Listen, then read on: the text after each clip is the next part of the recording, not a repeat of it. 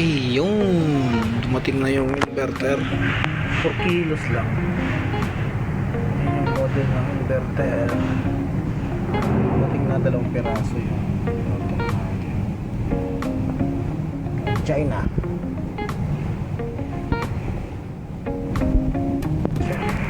Papas ko na sa nakakaho. Tapos ko lang yan tax. Tapos na yan tax. Ito yung inverter. Ito pala. Yan yung kasama. Yung inverter mismo. Yan. Walang tatak. Pero yung sa tagging niya kanina CM15. Yan siyang dalawa. Bali 1.5 kilowatts. Pasabay niya ito lang. Walang wire. 12 volts 12 volts DC ang inverter na to, pero meron na siyang charge controller. Kanya PV in, ayan, battery, tsaka AC in, tsaka out. Simple lang.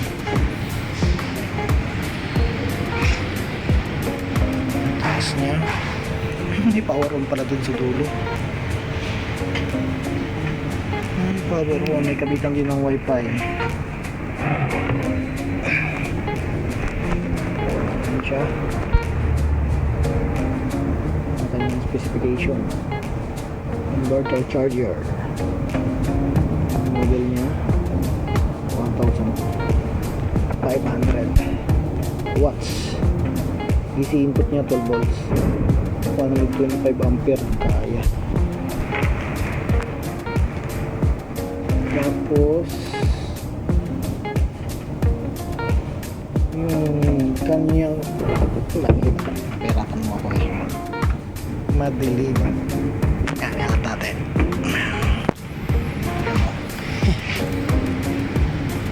Ayan. Easy charging mode.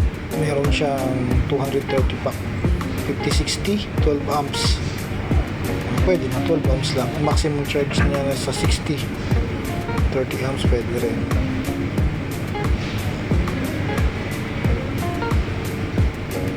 AC output niya ay 6.5 amps. Sa solar PV 2000 watts maximum PV niya. Nakaari na minimum 30 volts. Tapos solar voltage niya 500 volt DC 15 amps. Ang max MPPT na rin siya. Oh, taas 100 amps. Yan. Yan yung model ng inverter. At meron pa siyang pa-screen both side. Lit lang. Lit niya lang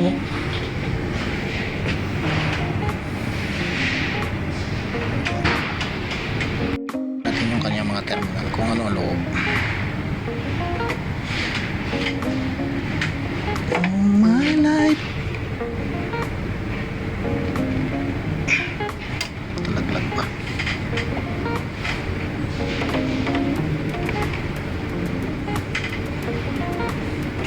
Access sa terminal ko, malaglag pa yung tornilyo. Hanapin ko pa mamaya.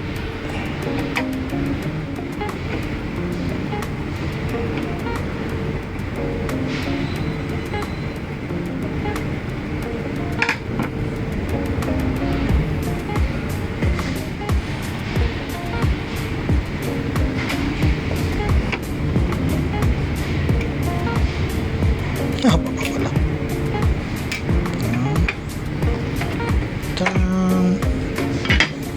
Simple lang ang kanyang terminal sa AC.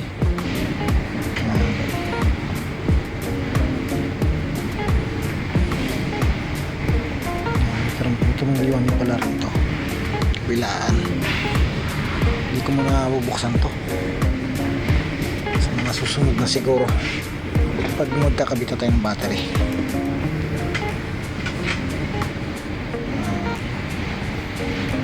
update ko lang kayo pagkakabit ko na to.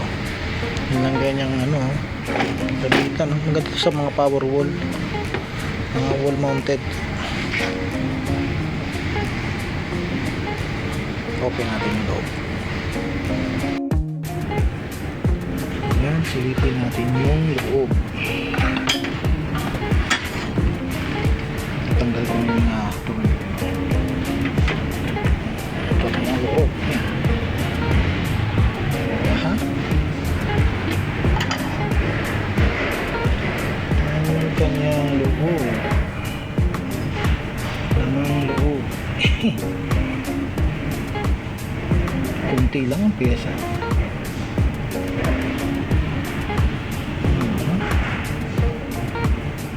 Mayroon siyang sensor. Ayos din.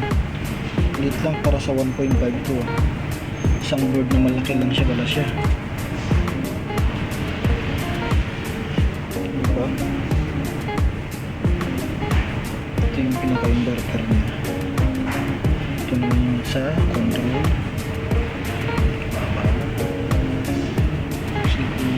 Charge controller. Ito yung sa PBM. Dito papasok. Yung sa malamang ito yung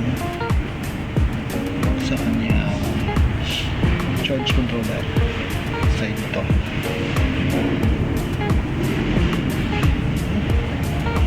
Malinis ang pagkakagawa.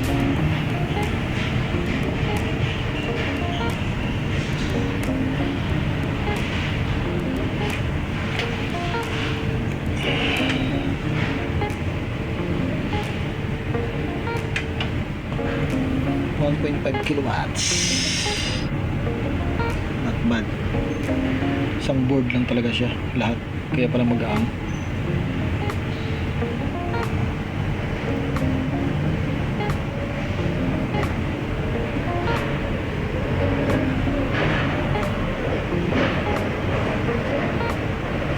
Ayun, balik natin yung cover. Yan yung inverter.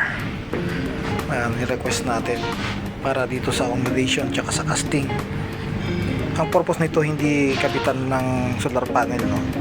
AC charging ang gagamitin namin dito para lang magkaroon kami ng backup power just in case na magkaroon ng brownout or mga power failure dito sa planta. Pero order pa kami ng mas malaki rito kung ito ay para sa opisina. Mga 6 kilowatts siguro ang susunod ko na i-request. Ito ay trial pa lang namin para lang to sa ilaw dun sa casting at sa accommodation, kasi nga pagka biglaang namatay ang mga supply namin dito ng kuryente ay napakadilim talaga, lalo na gabi. Ayan. Ulitin ko, ito ay model na CM15-12S Thermite. Yan siya, galing China. Order natin, 2 piraso yan. Siguro sa sunod na video, may manual din pala siyang kasama.